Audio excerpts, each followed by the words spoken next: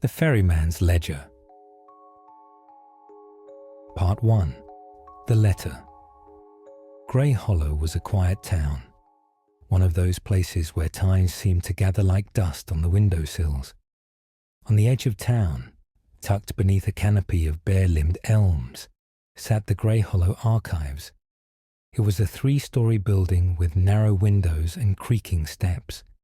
Inside, everything had a place, and that was how Era Whitlock liked it. At 47, Era lived alone by choice. She had no children, no pets, no social media. Her life ran on routine. Peppermint tea at 6:30, coat and scarf by 7:15, through the archive's doors by 7:50. Every volume, every document had its order, just like she did. Her office on the 3rd floor was modest, with one wall covered in steel filing cabinets and another lined with floor-to-ceiling bookshelves. A tidy oak desk sat beneath a tall window, casting filtered morning light across its polished surface. On the desk this morning was something that didn't belong. An envelope, no postage, no return address. Yellowed parchment, sealed in wax. The seal, a circle crossed by 3 diagonal lines, simple but precise. Era stared at it, then slowly sat, broke the seal, and unfolded the paper inside. The letter was handwritten, the ink old and crisp. Dearest Era, if you're reading this, then my time has ended and yours has begun. There is much I wanted to explain, but too little time. You'll find the ledger soon. Use it with care. Elias Whitlock. She read it again, and again. Then, as if summoned, there was a noise behind her, a soft thump. Era turned. There, sitting squarely in the center of the floor behind her desk, was a book, leather-bound, black with brass corners dulled by age. There was a seal embossed on its cover that matched the wax seal on the envelope she still held in her hand. Above the seal, the book's title, The Ferryman's Ledger. She reached forward, picked up the book, and opened it. She turned the pages one by one until she came to a name she knew well, Jonah Cross. Death, October 17th, 2025, 6:14 p.m. Her breath caught. Jonah, the maintenance worker, always polite, always fixing things. He brought her lilacs in spring. He was kind. He was the closest thing to a friend that Era had. And according to this book, he had 3 days to live. Part 2. The Decision. Era didn't sleep that night. She sat alone in the dim light of her office, the Ferryman's Ledger open in front of her. Jonah Cross. October 17th, 6:14 p.m. The name sat heavy on the page, fixed and final. It had to be a mistake, a cruel joke maybe. Some elaborate prank from a data archive volunteer with too much imagination. So she did what she knew. She pulled records. First, the town's official death registry, then historical obituaries, then census archives from the last 30 years. She began cross-referencing every name, every date, every time. They matched. Exactly. Death for death, time for time. The Ferryman's Ledger wasn't a parallel record. It was apparently the source. She flipped back to Jonah's page again, heart thudding. In the right margin beside each name, there was a narrow, column-like space, blank in most cases, but not all. A few entries bore thin, deliberate strike-throughs.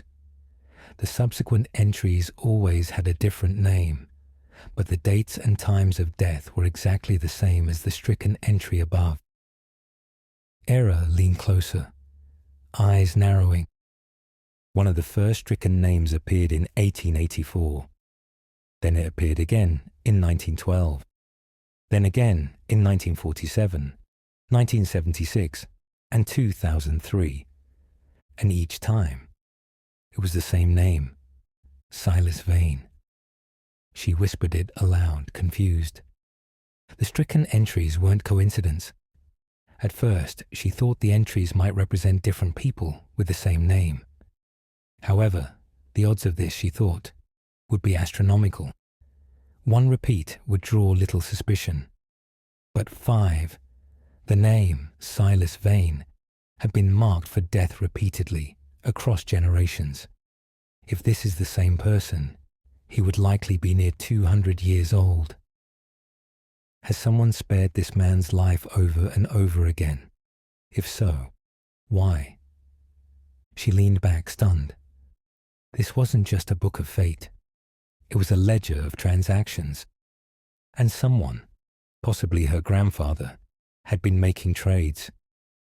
She stood up and paced the office, trying to breathe, her hands unsteady as she poured tea. She opened the ledger again, then closed it just as quickly. Every instinct told her to walk away, to lock it up, to burn it if she could. But Jonah's name was still there. This whole thing was unbelievable. But if she did nothing and Jonah died, she would never forgive herself. A deadline ticking down. If Silas Vane could be spared, then why not Jonah? She spent the rest of the night scanning hospital logs, arrest records, newspaper clippings, looking for someone, anyone whose death might seem fairer, a monster, a repeat offender, a forgotten name in a long line of sins. But each time she thought she had found someone, she hesitated. What if they had a child? What if they were already trying to change? What if she was wrong in her assumptions about the person she decided to trade for Jonah? By sunrise, Era hadn't written a single replacement. She simply sat there, exhausted, staring at the ledger's margins, heartbreaking.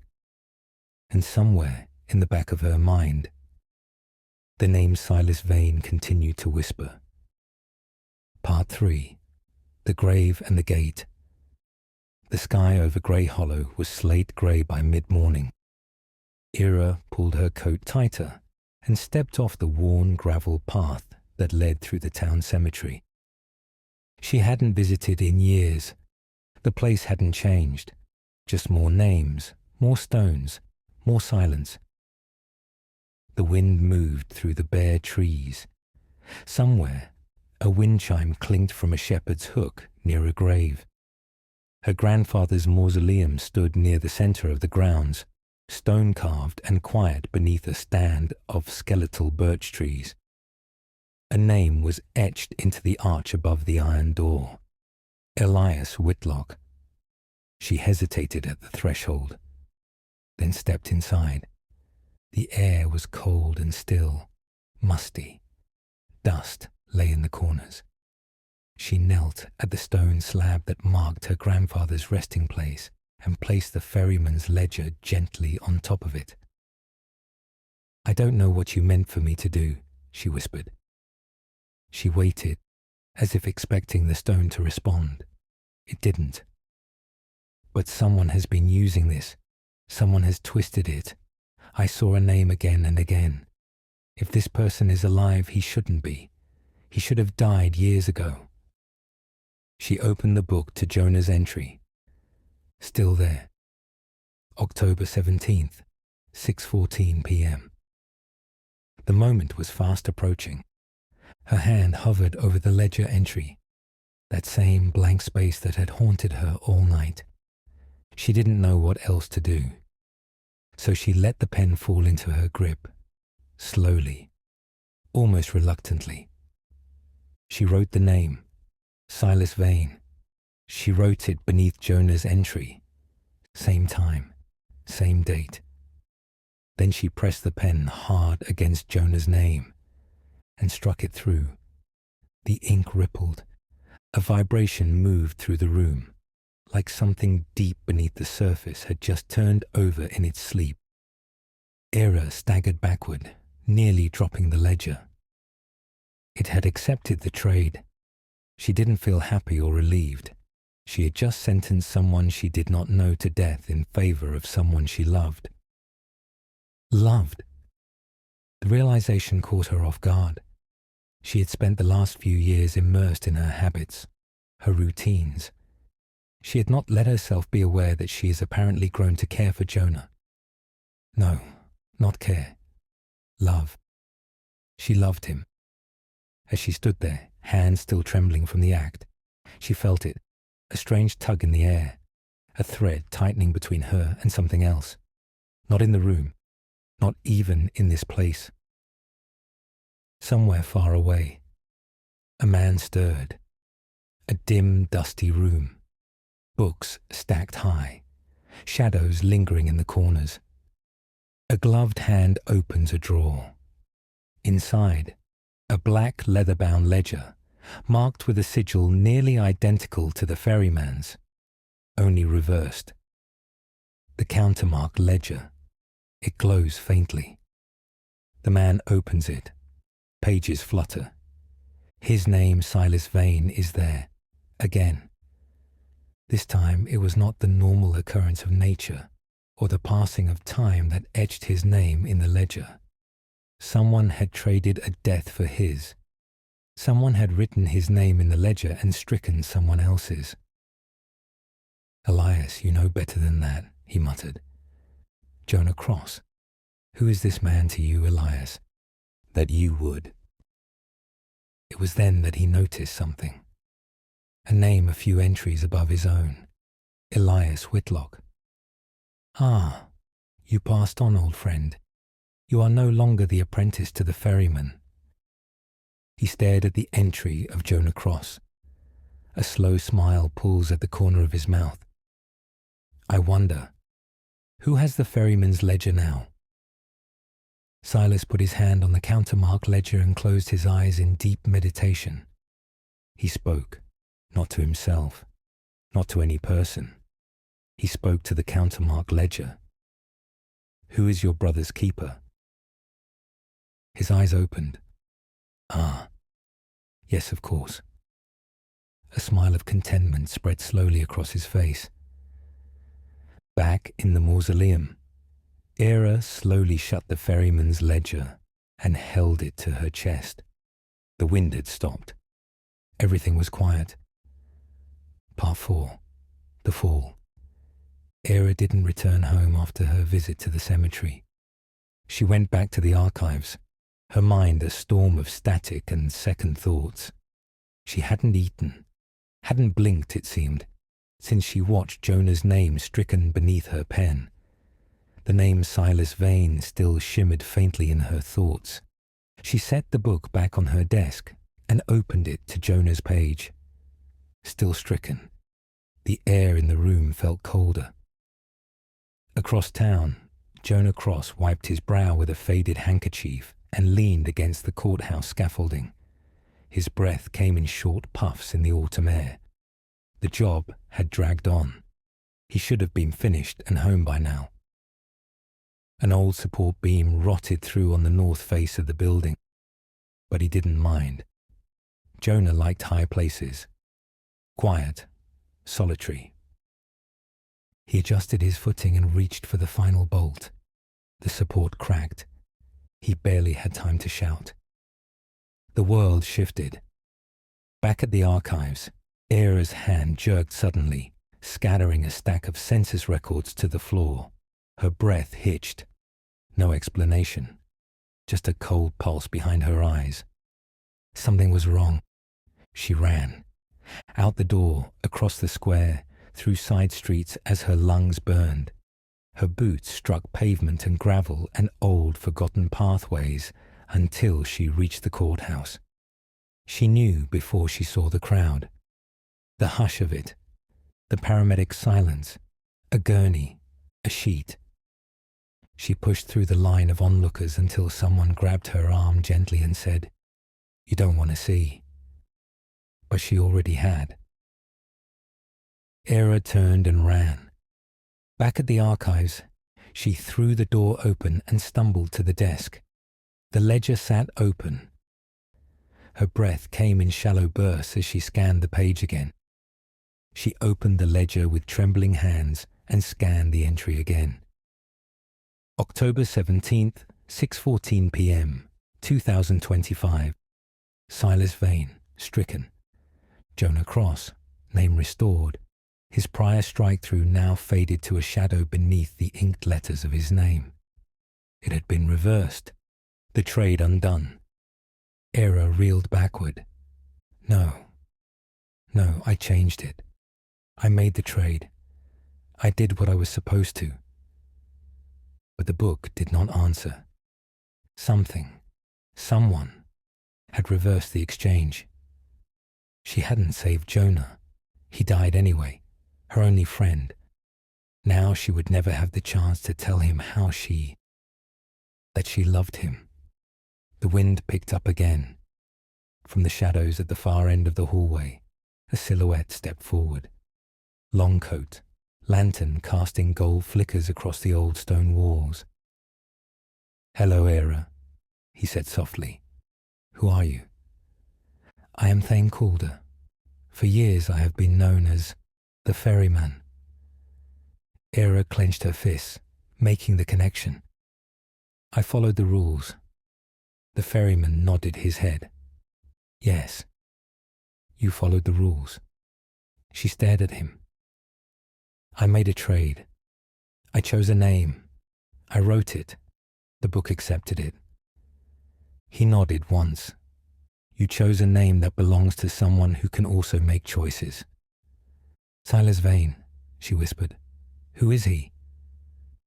The ferryman stepped closer, lantern light catching the curve of his jaw. "An old friend, or at least he used to be. He was entrusted with something of immense power. He broke that trust. And now, he knows you have the ledger." Era swallowed hard. "How can he?" Thane Calder stepped forward and nodded to the ledger. "This isn't the only ledger. It has a twin of sorts." "A twin? Ironic, actually," the old man said with grin that wasn't meant for humor. "The purpose, as you know, of any ledger is balance. Oh, of course, it's a record of transactions too. But the main purpose of a ledger is order, equilibrium, balance." Era frowned and said, "What is ironic about that?" "The irony is that the power of the ferryman's ledger must be balanced with another ledger." "Another ledger?" Era said. "Yes, the countermark ledger." She turned to look at the ferryman's ledger, still glowing faintly on her desk. "And it reflects this one." He nodded. "And he has it." Part 5. The Countermark Bearer. Thane looked at Era with kind eyes. "Your grandfather, Elias, was my apprentice before his passing. He was a good man, a strong man. He chose to pass on when his time was up. Every apprentice has that choice. I had that choice. The ferryman before me had that choice. You, Era, you will have that choice as well. What if I don't want the job? What if I say no?" Thane smiled again. Era thought she recognized a bit of her grandfather in that smile. "As I said, you will have that choice as well. Bearing the ledger is not a burden thrust upon someone against their will. The bearer and the ledger come to a sort of agreement, if you will." Thane turned to the door. Era said, "You're leaving." Thane turned and said, "For now. I will return. In the meantime, you have much to consider." And with that, he tipped his hat and stepped into. Era wasn't sure. He just wasn't there anymore. 3 sharp raps at the archive's front door, measured, deliberate. Era froze. She hadn't told anyone what happened, hadn't left the building since returning from the courthouse. The ferryman had come and gone, leaving only silence and the weight of her failure to save her friend. She descended the stairs slowly, the creak of each step loud in the quiet. Her hand hovered near the latch, as the final light of day faded through the high windows. Then, with a breath, she opened the door. The man who stood there didn't speak right away. He was tall, with a silver-threaded beard and deep-set eyes that gleamed. His coat was tailored, but old-fashioned. Under one arm he carried a leather-bound book, its cover black as pitch. He smiled faintly. "I believe we're overdue for a conversation." Era stepped back without meaning to. "You're Silas Vane," he said, tipping his hat. "You know my name, don't you? You wrote it." He walked past her before she could protest, as if he'd been here 100 times. She followed, heart pounding. In the reading room, Silas set the book down beside the ferryman's ledger and sighed, as though this moment were inevitable. "This," he said, placing one pale hand on the black book, "is the countermark ledger." Era stayed by the door. "I made a mistake," she said. "I didn't know who you were." "Oh, but didn't you?" he replied, turning toward her. "You knew enough. You saw my name again and again crossed out in your ledger. It is, of course, your ledger." "Yes?" Silas continued on before Era could answer. "A curious thing, isn't it? How a man is supposed to die but never does." He stepped closer. Era's eyes flicked to the ledgers. "So they reflect each other. Is that how you knew?" "Perfectly," he said. "And, yes, that is how I knew. If a name is written in one, it appears in the other. Strike a name, and fate responds. But here's the difference." He tapped the countermark ledger with one long finger. "Your book works 3 days before a death. Mine works 3 days after. But in this case, you made an adjustment to your ledger first. I saw it in my book and made the correction. So, could I have just changed it again?" "Rules, Miss Whitlock, rules.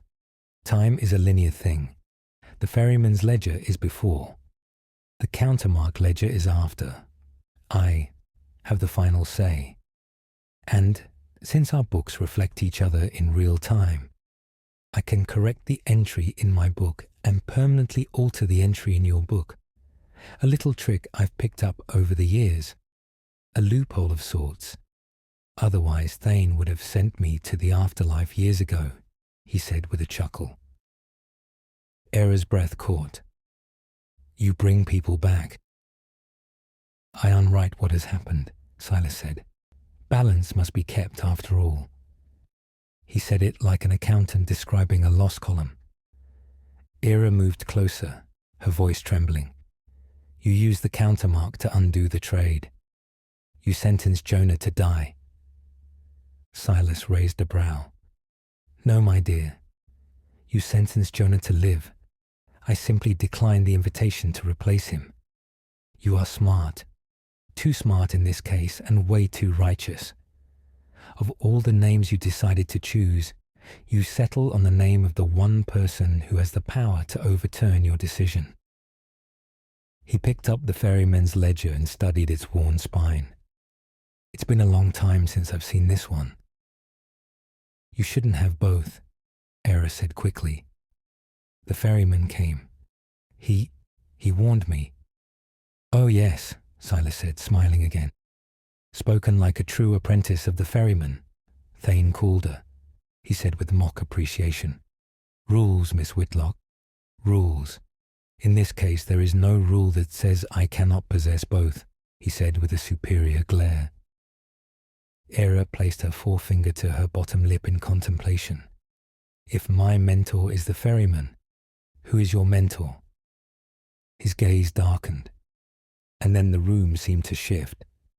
The temperature dropped, the air thickened, and from the far wall, a figure stepped through the shadows.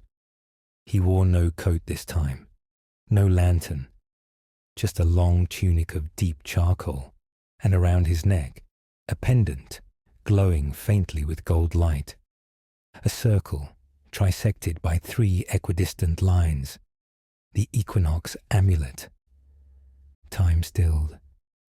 Silas froze in place, like a statue of a man chiseled in mid-speech, his face open-mouthed and angry, the countermark ledger still in his grasp.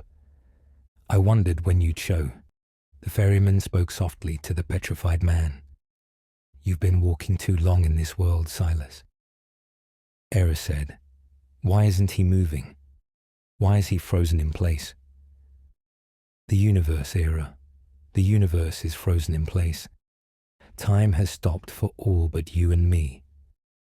Era froze, not in time, but because she was utterly terrified. Thane smiled and said in his best calming voice, "Do not be afraid, Era. The wheels of time will turn again soon enough." Era relaxed, not fully, but enough to speak. "Are you—" Era couldn't finish the sentence. "A god?" Thane said, with a raised brow.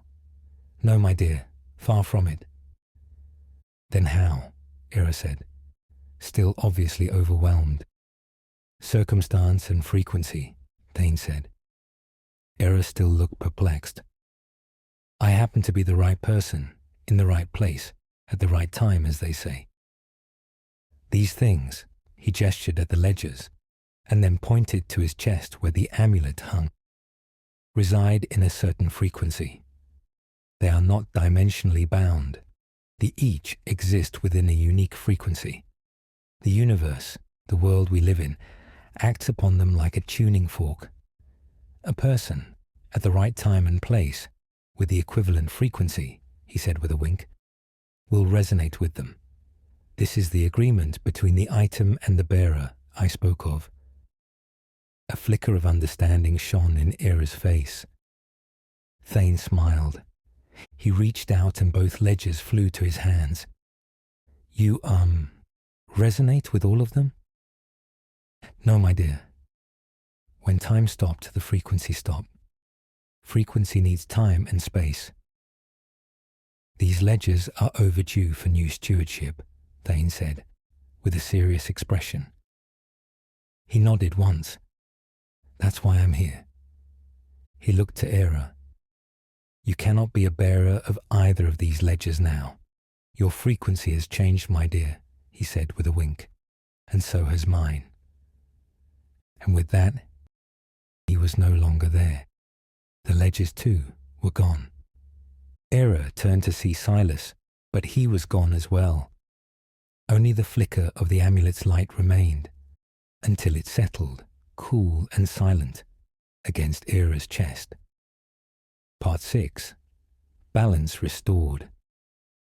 Era didn't cry until the building was empty. The ferryman was gone. The ledgers were gone. Silas was gone. If it were not for the amulet hanging from the chain around her neck, she would have thought she'd awoken from a bad dream. All that remained was silence and the faint pressure against her chest. She looked down. Her hand moved instinctively. There, resting on the fabric of her blouse, was the equinox amulet, cool and weightless, yet impossibly present. The circle, the trisecting lines. She hadn't seen him place it there. Maybe he hadn't. Circumstance and frequency echoed in her mind. She supposed that she and the amulet had made an unspoken agreement between one another. She held it gently, not daring to remove it. The hands on the clock above the shelf began to move again. The archives dimmed, then brightened, and then the door opened. She rose too quickly, her chair scraping against the floor. Her heart leapt into her throat. She heard footsteps that she had once recognized. He stood in the doorway, brushing dust from his jacket, as if returning from some long, uneventful job. Jonah Cross, alive, whole, smiling in that quiet, lopsided way she remembered. "You look like you've seen a ghost," he said gently. Era crossed the room in 2 steps and wrapped her arms around him. She didn't care how or why. He was warm, solid, real. "I thought I'd lost you," she whispered into his shoulder. "I thought you did too," he said softly. Then he pulled back. Under his arm was a book. Worn leather, brass corners, the symbol, circle, and 3 clean slashes pressed into its cover. The Ferryman's ledger. Era's breath caught. "I guess I was the right person, at the right time, in the right place," Jonah said, half smiling. Era stepped back, dazed. "Then where is Thane?" Jonah looked toward the window. The sky beyond it was grey and still. Jonah held up the Ferryman's ledger. "With the other one," he said. And Era understood. Thane was no longer the ferryman. He was now the bearer of the countermark ledger. Era's hand drifted once more to the amulet at her chest. "Circumstance and frequency," she whispered. Part 7. The Final Say. Era sat alone in the archives long after Jonah had gone. The equinox amulet still rested against her chest, her silent companion. She hadn't removed it. She wasn't sure she could. Every time her hand brushed against it, she felt a quiet hum beneath her skin, like a second heartbeat that was in perfect synchrony with her own. She didn't feel heroic. She didn't feel chosen. She felt a part of something. She poured herself a cup of tea, steam curling into the still air. Her office was the same worn desk, same ticking clock. Her world had not changed, but a veil had been lifted. Meanwhile, the fire burned low in a stone hearth. Far from Grey Hollow, Thane Calder sat alone at a wide wooden desk. Before him rested a single object, the countermark ledger.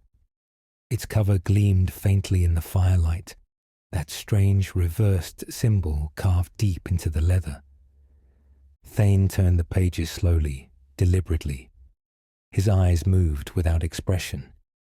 His fingers found the page he was looking for and stopped on the date, the hour. October 17th, 6:14 p.m. 2025. 2 names. Silas Vane, no longer stricken. Jonah Cross, now bearing a faint mark in the margin. An incomplete circle trisected by 3 equidistant parallel lines. Decades of manipulation, of stolen fates and silent trades, finally reconciled. He closed the ledger. The flame in the hearth flickered low. He sat motionless, his hand resting on the countermark ledger. Now, I have the final say. This has been a story from the other side of now. If you enjoyed this story and you would like to hear more stories like this one, please like, subscribe, and comment.